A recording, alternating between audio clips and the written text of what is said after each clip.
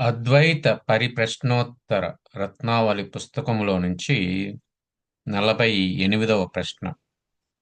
చాతుర్వర్ణ్యం మయా సృష్టం. 4 కులాలను తానే సృష్టించాడని పరమాత్మ అన్నాడు కదా. కొందరిని అగ్రవర్ణాలుగాను కొందరిని నిమ్న వర్ణాలుగాను పక్షపాత బుద్ధితో ఎందుకు సృష్టించాడు అనే ప్రశ్నకు సమాధానంగా మనం తెలుసుకుందాం. భగవానుడు పక్షపాత బుద్ధితో లేడు. అందర్నీ ఒకేలాగా నిమ్న వర్గాలుగానే పుట్టించాడు. జన్మనా జాయతే శూద్రః. పుట్టుకతో ప్రతి ఒక్కడూ శూద్రుడే. వేదాధ్యయనం చేసి విప్రుడవుతాడు. ఉపనయనా ఉపనయనం అనంతరం ద్విజుడవుతాడు. బ్రహ్మజ్ఞానము పొంది బ్రాహ్మణుడవుతాడు. చాతుర్వర్ణ్యం మయా సృష్టం గుణకర్మ విభాగశః. వారి వారి గుణములను బట్టి, వారు చేయు కర్మలను బట్టి వారి కులాలు విభజింపబడ్డాయి. పరిచారికకు పని మనిషి పుట్టిన జాబాలి తన ప్రవర్తనతో మహర్షి కాలేదా? చతురుడైన విశ్వామిత్రుడు క్రమంగా రాజర్షి, మహర్షి, బ్రహ్మర్షి అయిన వశిష్ఠుని చేతనే బ్రహ్మర్షి అని అనిపించుకోలేదా? కులంలో ప్రమోషన్ పొందగలిగే వెసులుబాటు పరమాత్మ కల్పించాడు. స్వాతంత్రము వచ్చి 75 ఏండ్లు గడిచిన రాజ్యాంగంలో ఎస్సీ ఎస్టీలకు ఆర్థిక సహాయం చేసి ప్రమోషన్ తెచ్చుకోమని రాజ్యాంగం అవకాశము కల్పించింది.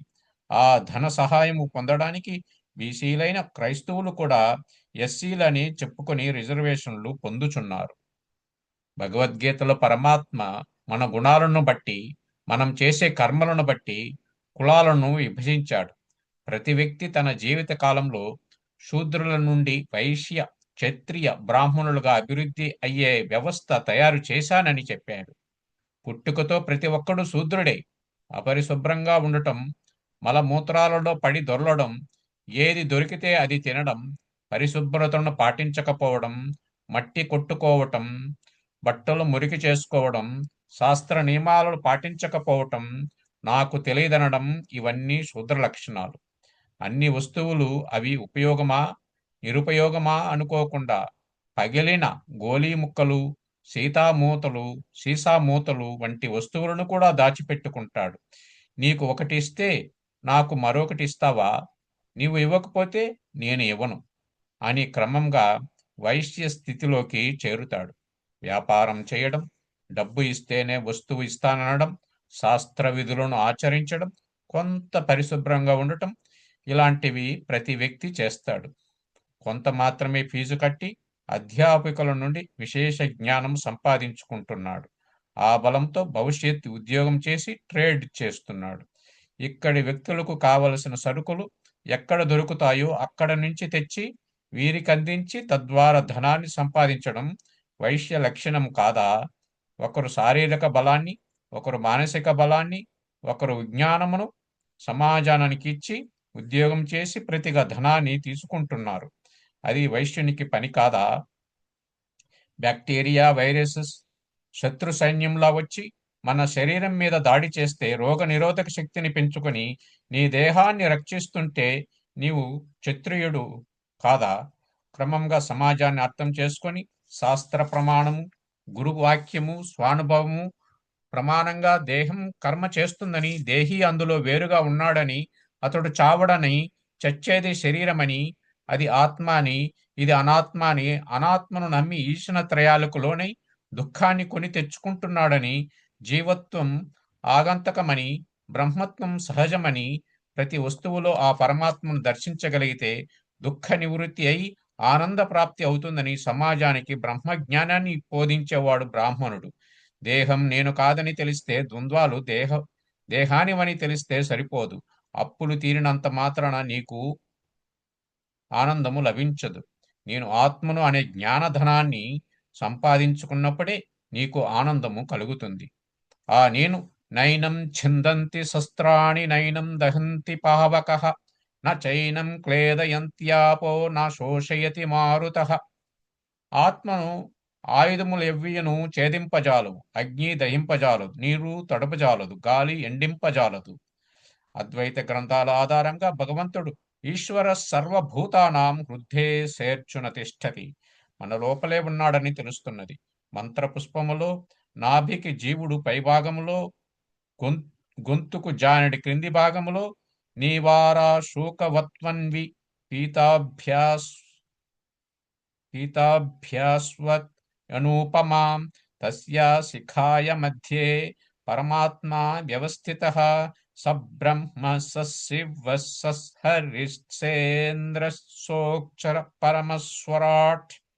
తనలో ఉన్న భగవంతుడు తానేనని తెలుసుకొని హేతువాద దృష్టాంతములో 10 మందికి తెలియజేసేవాడు బ్రాహ్మణుడు. పుర ప్రజలకు హితమును బోధించుటి ఏ ధ్యేయంగా పెట్టుకొని పురోహితుడవుతాడు. ఆ బ్రాహ్మణుడు శూద్రుడు, వైశ్యుడు, క్షత్రియుడు అనే రివర్సన్ పొందడు.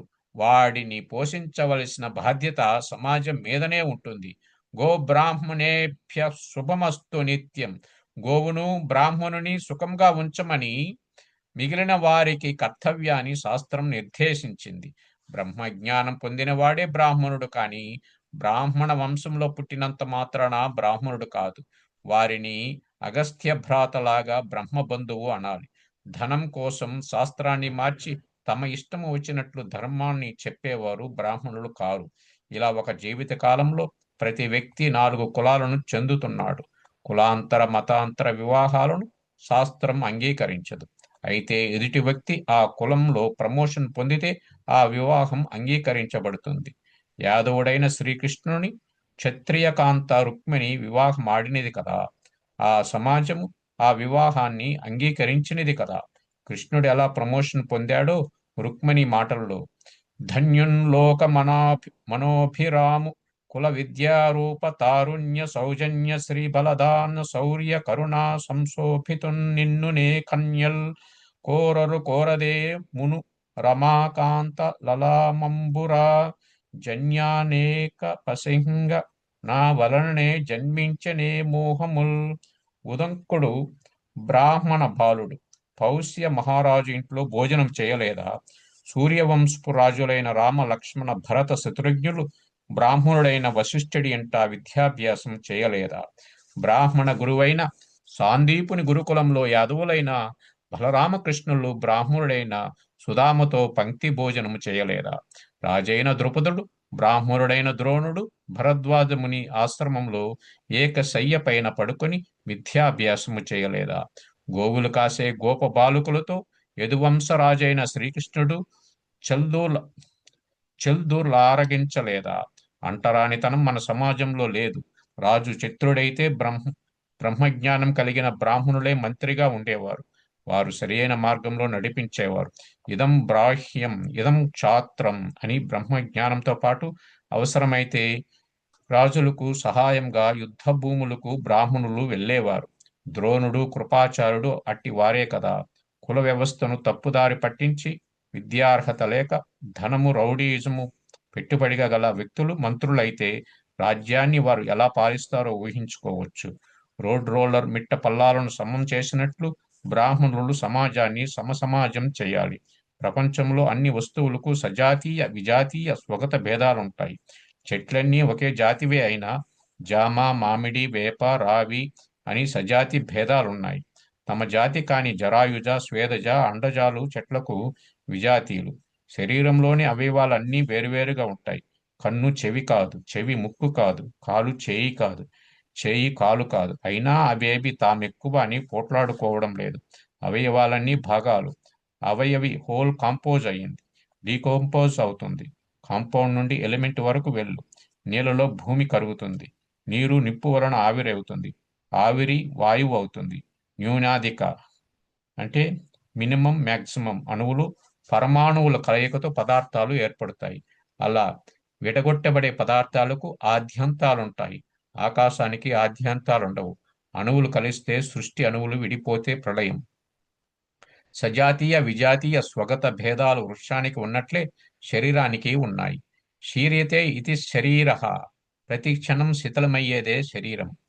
దహ్యతే ఇది దేహ, నిర్మాణ విచ్ఛిన్న క్రియలతో అణువులు ప్రతిక్షణం దహింపబడుతున్నాయి. అది శక్తిగా మారి దేహక్రియలు జరుగుతున్నాయి. మనుషులందరూ అవయవాల వంటి వారు. అవయవీ సమాజం. ఇంద్రియాలు ఎలాగైతే తమ పనులు చేసి శరీరాన్ని నిలబడుతున్నాయో, అలాగే వివిధ వృత్తులు చేసి సమాజాన్ని బలోపేతం చేయాలి. కన్ను, చెవి పని ఎలా చేయలేదో, అలా ఒకడు మరొకరి పని చేయలేడు. గుణం చేత, కర్మ చేత ప్రమోషన్ పొందాలే కానీ, ఆ కులంలో పుట్టానని క్లెయిమ్ చేయడం అధికారం లేదు. ప్రమోషన్ పొందే వెసులుబాటు సమాజంలో కలిగించాలి. కులం పేరుతో అణగారిన వారిని ఇంకా అణిచివేయటం ధర్మం కాదు.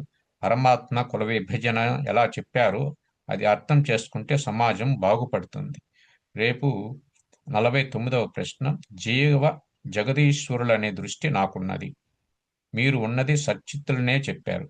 మీకు తెలిసినట్లు నాకు ఎందుకు తెలియదు అనే ప్రశ్నకు సమాధానంగా తెలుసుకుందాం. అందరికీ ధన్యవాదాలు. ఓ